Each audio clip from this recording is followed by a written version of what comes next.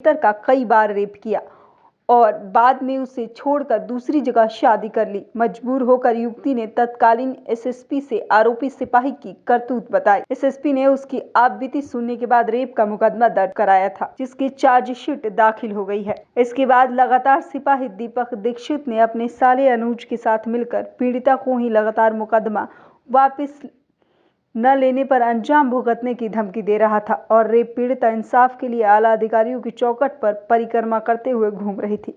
इधर दबंग सिपाही ने एक और साजिश रच डाली। अपनी मां की मार्ग दुर्घटना को हत्या की फर्जी घटना दिखाकर झांसी के चिरगांव थाने में रेप पीड़िता के भाई के खिलाफ हत्या का मुकदमा दर्ज करवाकर अब पीड़ित को रेप के मुकदमे में समझौता करने के लिए दबाव बना रहा है।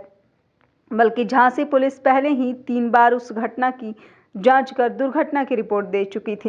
पीड़िता ने पूरे मामले को लेकर एडीजी जोन से न्याय की गुहार लगाई है। क्या मामला है, पूरा बताएं। मैं बर्रा की रहने वाली हूँ। आज से 3 साल पहले दीपक दीक्षित नाम का कांस्टेबल, जिससे मेरी शादी तय हुई थी, उसने शादी तय होने के बाद उसने मेरा शारीरिक शोषण किया और उसके बाद शादी तोड़ दी। उसके बाद मैंने मुकदमा लिखवाया बर्रा थाने में। 376 पे मुकदमा लिखा गया, जिसके खिलाफ अभी कोर्ट में 1 साल बाद चार्जशीट गई। बड़ी मुश्किल के बाद जब मैंने शासन में पत्र वगैरह भेजे तब चार्जशीट गई। वो आए दिन मुझ पर दबाव डालता रहता था कि मैं मुकदमा वापस ले लूँ, वरना तुम्हारे घर में मैं सबको मरवा दूंगा, पूरे घर को फंसा दूंगा झूठे मुकदमे में। इसके लिए मैंने कई बार शासन से बोला कि मेरी हेल्प करिए, जो झूठे मुकदमे में हमें कभी भी फंसा सकते हैं। कई बार मेरे ऊपर भी अटैक हुआ, मेरे घर पर भी अटैक हुआ, लेकिन उसके बाद भी किसी ने मेरी उस टाइम नहीं सुनी। आज उसने क्या किया, वो मुकदमा चल रहा था, आए दिन उसने जो 300 बस कह रहा 376 वाला मुकदमा, ये सब पे दबाव बनवा रहा है, समझौता कर लो, बस समझौता कर लो, और मैं समझौता नहीं कर रही। शादी हुई थी? दीपक दीक्षित कौन है? शादी नहीं हुई थी, शादी के 15 दिन रह गए थे और तिलक, गोद भराई और बरीक्षा हो गई थी, जिसमें उन लोगों ने हम लोगों का मारपीट करके सब कुछ लूट के ले गए। उसके बाद हम लोग ने FIR लिखवाई थी। और दीपक दीक्षित कांस्टेबल है, कानपुर में ही तैनात है, झांसी का रहने वाला है वो। और उसके बाद अब उसने हम लोगों पर दबाव डालने के लिए कि मैं समझौता कर लूं, मेरे भाई को झूठे मुकदमे में फंसा दिया। झांसी में ही उसकी मां का एक्सीडेंट हो गया था, जिसको उसने हत्या का रूप देके मेरे भाई को 302 के मुकदमे में FIR करवा दी है। आज क्या शिकायत करी आपने? आज मैंने ADG सर से शिकायत करी है। उन्होंने मुझे आश्वासन दिया है कि मैं इस पर जल्द ही कार्रवाई करके झूठे मुकदमे में जाँच करवाऊँगा। उसका 376 उसके ऊपर मुकदमा ऑलरेडी चल रहा है और डॉबरी एक्ट भी चल रहा है।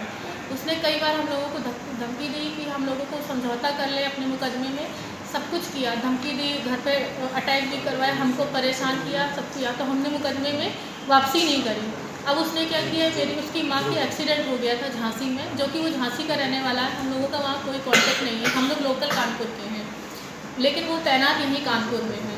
उसने क्या किया कि अब उसकी माँ का एक्सीडेंट हो गया है, उसने अपनी माँ के एक्सीडेंट को एक क्या कहते हैं मर्डर का रूप दे के मेरे भाई को उसमें फंसा दिया है। उसके लिए जो वो गया था, चिरगांव थाना पड़ता है झांसी में, वो वहाँ पर गया था मुकदमा लिखवाने के लिए, लेकिन उन लोगों ने मुकदमा नहीं लिखा। जब मुकदमा नहीं लिखा तो उसने 156 कोर्ट से कर दिया, 302 का मुकदमा मेरे भाई के लिए लिखवा दिया। अब परसों मुकदमा लिख गया है। अब वो क्या कर रहा है, धमकी दे रहा है कि अगर तुमको केस वापस लोगी तभी हम ये मुकदमा वापस करेंगे, वरना मुकदमा ये वापस नहीं करवाएंगे।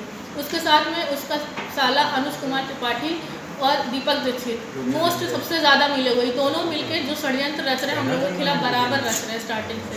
इसके लिए मैंने कई बार अपने यहाँ ADG SSP सबको प्रार्थना पत्र पहले भी दे चुके थे कि हम लोगों को धमकी दे रहे हैं कि झूठे मुकदमे में फंसा देंगे, और फंसा दिया मेरे भाई को। आज मैं ADG ऑफिस गई थी, जहाँ पे मैंने अपना प्रार्थना पत्र दिया कि इन्होंने मेरे भाई को 302 के झूठे मुकदमे में झांसी में फंसा दिया है, FIR करवा दी है, जिसके लिए मुझे न्याय मिले। इसको FIR को पूरा सही से देखा जाए और इस पर जाँच पड़ताल करके इसमें जो भी उचित कार्रवाई जो भी करना चाहे वो अपना करें। अब क्या हुआ, उन्होंने मुझे आश्वासन दिया है कि इस पर आपकी कार्रवाई होगी और आपको न्याय मिलेगा, और जो भी लोगों ने झूठा षड्यंत्र रचा है हम लोगों को मुकदमे पर जोर डालने के लिए, उसके लिए भी उनको सज़ा मिलेगी।